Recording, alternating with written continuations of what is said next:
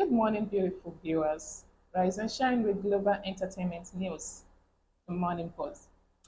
I am your host, Bella, and ready to kickstart your day with all the fresh news and stories. And right here with me brings his own spark to the studio is. Mhm. Let's dive into today's headline, fresh from the nation and the guidance. Top story from the nation. SEC uncover another suspected illegal investment platform, Hapro. The Security and Exchange Commission (SEC) has uncovered a suspected illegal investment platform identified as Tofro.com. The commission raised the alarm in a notice issued yesterday and made available to newsmen. The commission warned Nigeria against falling for their tactic to obtain money from them through the promise of unusually high return. The SC the SEC says the suspected investment platform holds itself out as a cryptocurrency trading platform, adding that such an investment scheme is not registered by the Commission. It says that based on its investigation, thought-through operation exhibits the typical indicator of a fraudulent Ponzi scheme.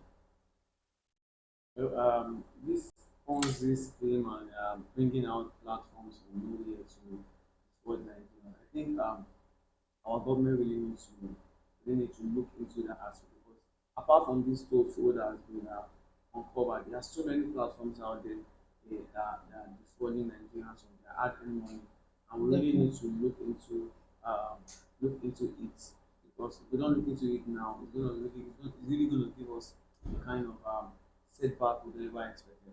Exactly. Exactly. I feels like this Ponzi scheme, a lot of it has come out in the past that had actually defrauded many Nigerians. And then it's not just the Ponzi scheme alone; it's the different way about it. There was this social media content creator that came out to say that she was being scammed of a house that she wanted to rent of 5 million naira. There are other ways of scamming people, and all that is really alarming. And then people are still falling for such thing. Well, I would say that maybe it's kind of a human nature, but I feels like this is not actually the time for all this. Well, let's move on. Record on Tinubu not ready, says FBI DEA. The Federal Bureau of Investigation (FBI) on the Drug Enforcement Administration (DEA) yesterday says their search for investigative record on President Bola Tinubu Ahmed were ongoing. They hope to complete the process in 90 days and submit a joint report on or before July 31st. It was anticipated that the agency would release the record today as ordered. The United States District Court for the District of Columbia ordered both agencies to release the record following a Freedom of Information request by an American, Aaron Greenspan. Judge Barry Howell on April 8 ordered the FBI and DEA to release documents connected to a 1990s investigation of a drug case that alleged involved President Tinubu and others. I think this actually, to me, I see this as a very good information that the FBI actually come out to inform the Nigerian people. Imagine 1990, Exactly. that's almost more than 25 years, if I'm not mistaken, more than 25 years of being in this kind of business. Because we all know our president to be a very drug king, the drug king, and we still allowed him. I don't know why people know about this. We know about this news already, and we still allow someone like this to be our president. Yeah, I trust the FBI. When it comes to the FBI and the DE, the DEA, they are very good in investigating things like this. And I tell you, what they are going to dig up from this information is going to surprise so many. Well, talking about the record that actually shows the president of being in a part of drug trafficking is really, really something that is alarming. When the Western is already taking this seriously, I believe that we, the Nigerian, as well have to take this seriously. But I Yeah. feel like some of us are being relent about it, and then there are some people are already campaigning for his second seat. When you know that there is a serious matter of a sitting president being involved in a drug trafficking, and then you still wanted to campaign and expect him to come back for the second time.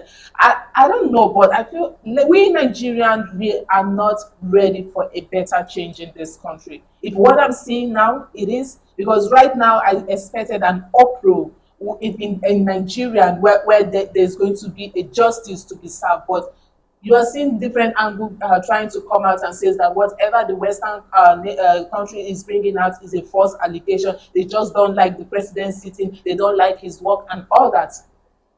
You know, the Nigerians are so biased in making decisions when it comes to moving the nation forward. Knowing that the sitting president is there, nobody will want to come out to say, okay, this is what I know, this is what I don't know, and this is what I know about the president. Everybody wants to keep things to themselves for them to be favored in case of next time and the position they have been given. So, There is several investigation, him being a CIA part of the Boko Haram and all that, and then we are still trying to look past it and feels like he's good for being the president for the second time. The first one was let's say is a mistake, but let the second one not be as if that we saw death and then we feels like we needed to throw ourselves inside. Well, let's move on. From headwind to tailwind, under Tinubu, Nigerian propel forward. 2 years into President Bola Ahmed Tinubu administration, Nigeria is undergoing a bold recalibration, a country once caught in the entire of subsidy politics. And policy heresy is now charting a new course marked by structural reform, fiscal re-engineering, and renewed international engagement. From the outlet, President Tinubu signed an intent to stabilize Nigeria economic and fundamentally reset it. As Nigerians arrive at the halfway mark of this administration tenure, early evidence suggests that this pivot is not only well underway, it is beginning to deliver. The conversation is shifting from managing crisis to managing opportunity, from firefighting to future profit, from legacy burden to long-term strategy. With a deliberate microeconomic overhaul unfolding, Nigeria is positioning itself not only as Africa's largest economic by GDP, but also as one of its most reform-minded jurisdiction, willing to tackle its most entrenched distortion head-on. Macroeconomic reset, a realignment with market reality. I think this is a false news. well, I see this as people that want to support a particular organization will say things to support it for Exactly. people to feel the country is actually going well. You can't be pouring fire in a particular place and you come out and tell people that it's not fire and pouring, it's water and pouring. Obviously that we are seeing what is really happening. The masses are seeing what is really happening. You can't be telling us that your administration is in a good, giving Nigeria a kind of name that we believe Trying to uphold it we are so not. high. So I don't think this is actually a news we should emphasize on, because I know much of all these things are fabricated propagandas by other media to make The the media feel presidency that. look like he's doing something, and then I feels like this are just still the work of this APC in the seat, the ruling party right now. Because if there were to be let me say an interview on all the Nigeria, I promise you that 99.9% of Nigeria are going to complain about poverty. There's no one that is not going to complain about the hardship in the country, except those that are fortunate, like let me say that have the capacity to actually provide their square meal for themselves, that are not living under people, but they are well, have wealth. Those ones could say that, yeah, even though they'll still complain about the fuel and all that, and then the electricity. But talking about the main people, those that actually feels like they are middle class before and no longer middle class before, this thing is just as if you're trying to cover up for an entire country, an entire country, to make them feel like the government is not doing anything. The sitting president is not doing anything. My opinion. Well, let's move on. Federal government issues top order on Shagamu Iperu Road over poor quality. The federal government yesterday issued a stop work order on the 12-kilometer Shagamu Iperu Road by the Shagamu interchange on the Lagos Ibadan Expressway. Works Minister David Umahi gave the directive during an inspection tour of ongoing federal road projects in Lagos and Ogun State. He expressed displeasure at the quality and speed of work on the road.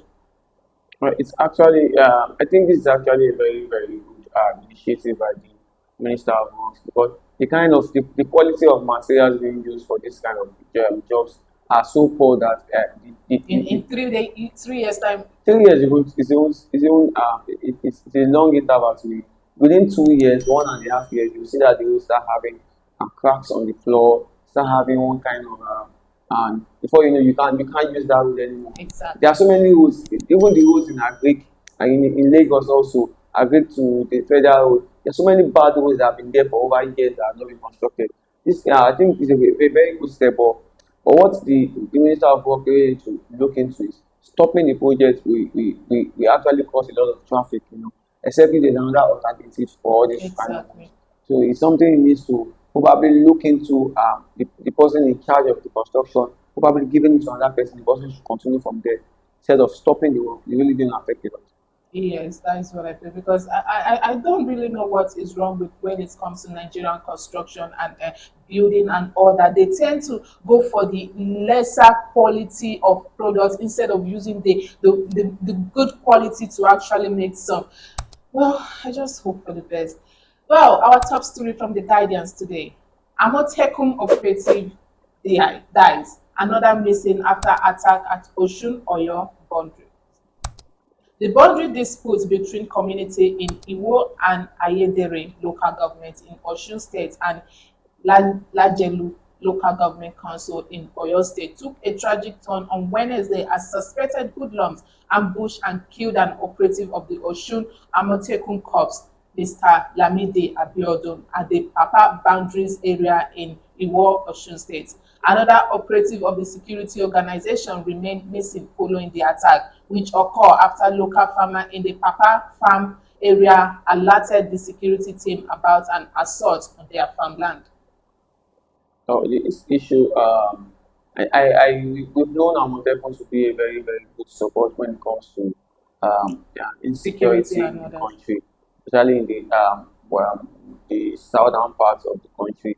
They've been supporting the police, supporting the military to scare away hoodlums and everything. But this scenario, I think, is a very, very sad one for them losing their one of their operatives Bone in and this also one yeah, missing. in this kind of operations.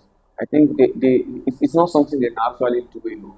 They should try to alert when it comes to the police, alert the military, so at least they work together to be able to cop all these things out. It's not something they can do alone. They're Exactly. not well equipped. Apart from them being carrying guns, they're not well equipped to be able to fight things like this. So Yeah. I think it's what they really need to look into to be able to stop that attacking I, offshore and I, inbound. to me, I feels like the insecurity in Nigeria is becoming alarming. If this continue, I fear that most of our security personnel will want it to abandon their job and then try to sort for other means. Because the more you try to fight it, the more it feels like there are casual occurrences, more insurgents are arising to fight the security personnel, and then this is part of them risking their life and then not being equipped enough arms and ammunition. And then I don't really know, but I pray that this does not lead to the part that we are going to be looking for people to join the security personnel and then there is no one available.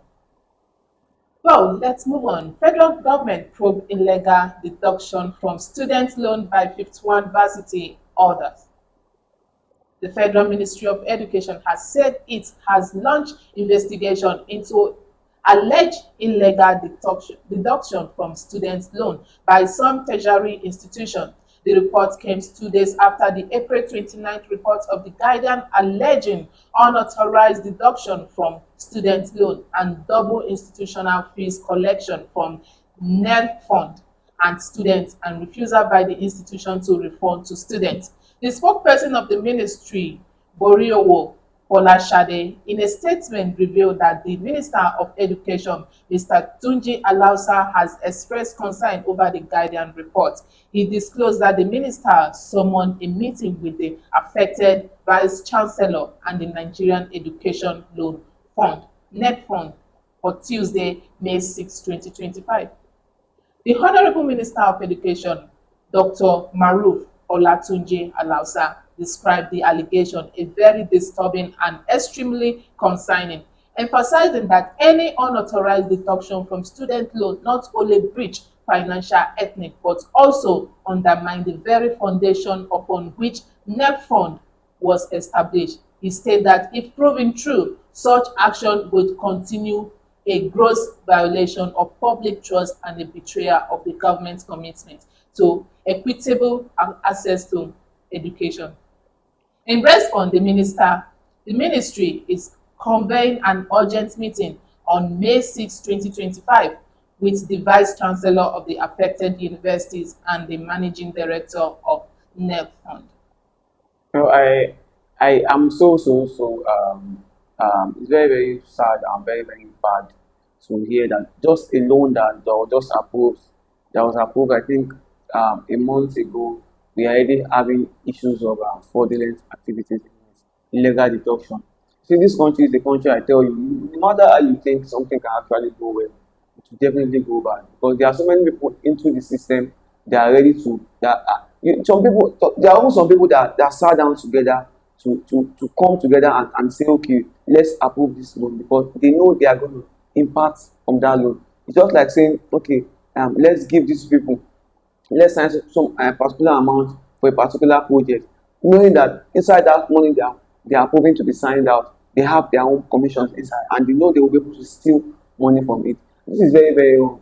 51 in universities reduction, imagine illegal reduction from 51 schools. It's actually very very bad, and it's not this is not really copped out immediately. I tell you, More is going to arise.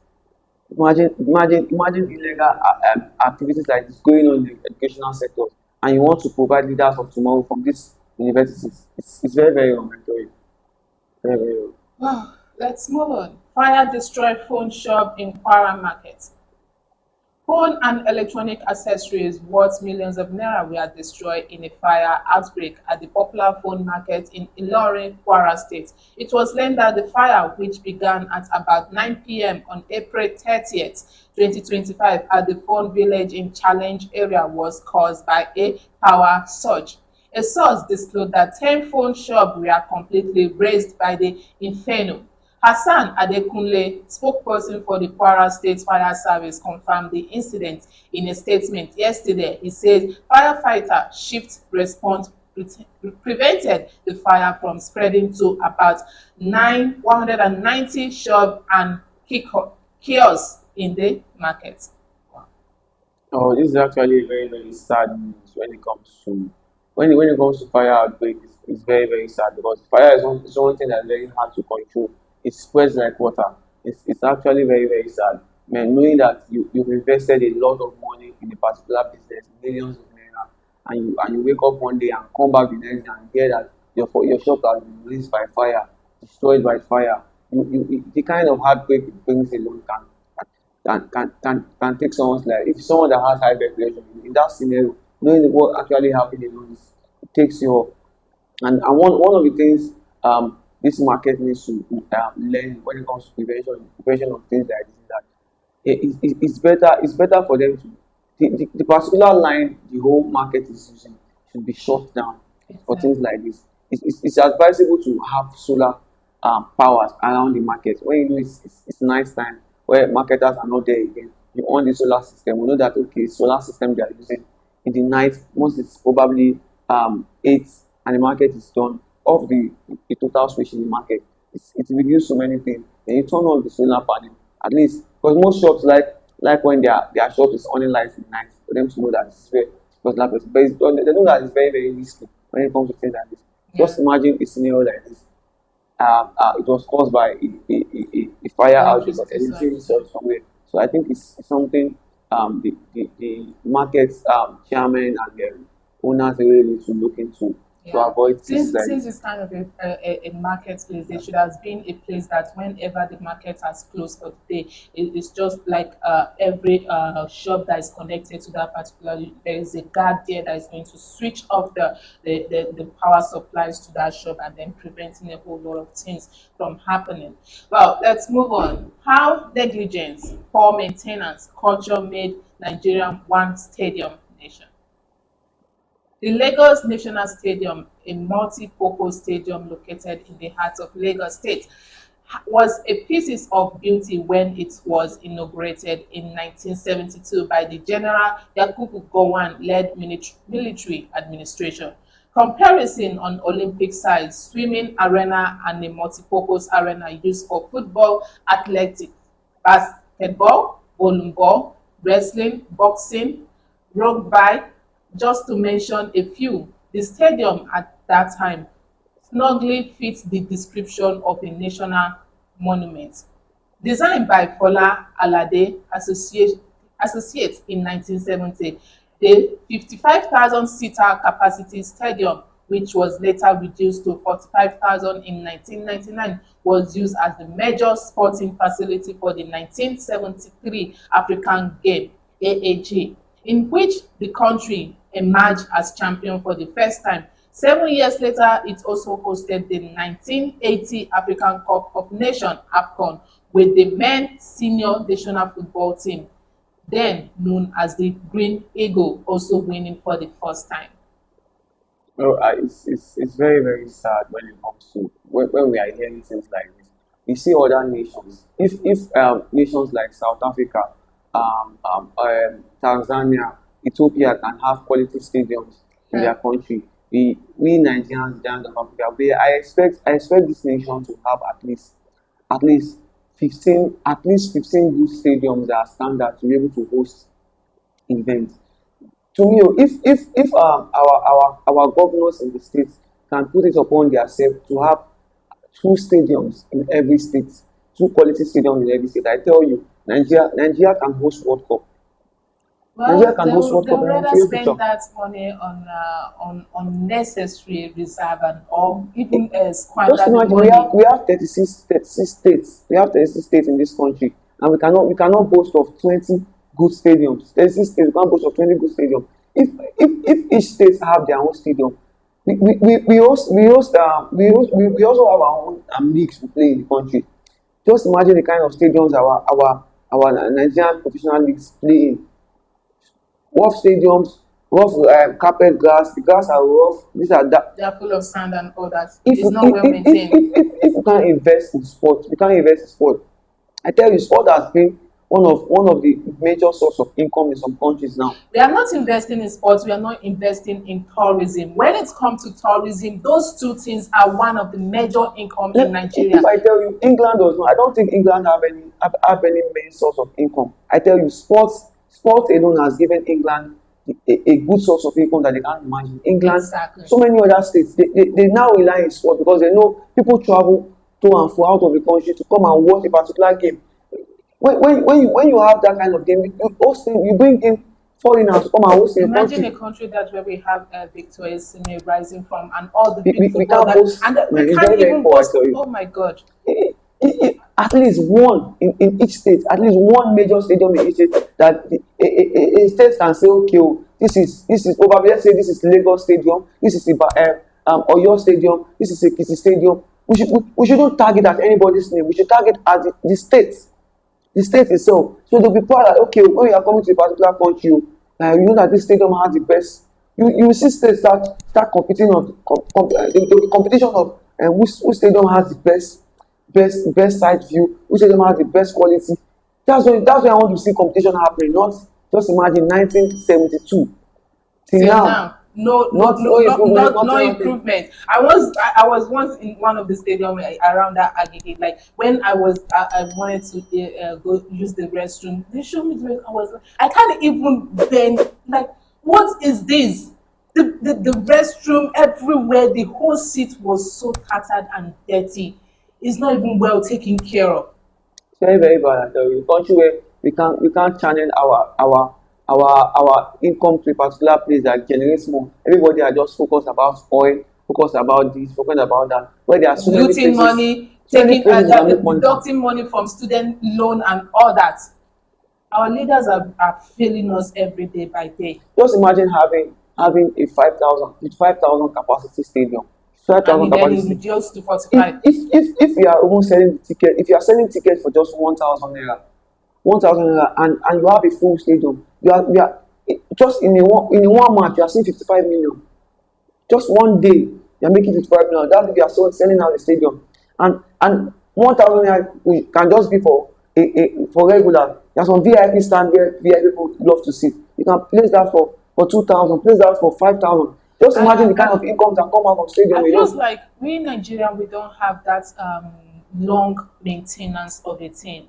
The moment this thing is already getting to 2 years, 3 years, we are already abandoning it. And it's not that we have other alternative for those things to be well maintained. We don't have other alternatives, but we are already getting tired of maintaining that particular thing for a long time. And it's really something that needs a consignment because I tell you, it's when an individual comes out one day and say he wants to build stadium in a particular place. That's when the distinguished government officials, you see them start trying to impose unnecessary tax fee on them. exactly. I What was in this place, Lakwe Golf Club. Like the place was well maintained. You need to see the entire building and all that. It was well maintained, and then I felt like okay, maybe this one is not being owned by Nigeria because if Pastor is owned by a Nigerian government, you're going to be like in the next few time everything is already decaying and well, I don't know how to say, but it feels like we Nigeria we really, really need to do better, especially our leaders. Well, we have come to the end of today's show. Thank you for joining us on the Breakfast Show. I have been your host, Bella. Don't forget to like, share, and subscribe. And until next time, have a blessed and lovely day. Bye.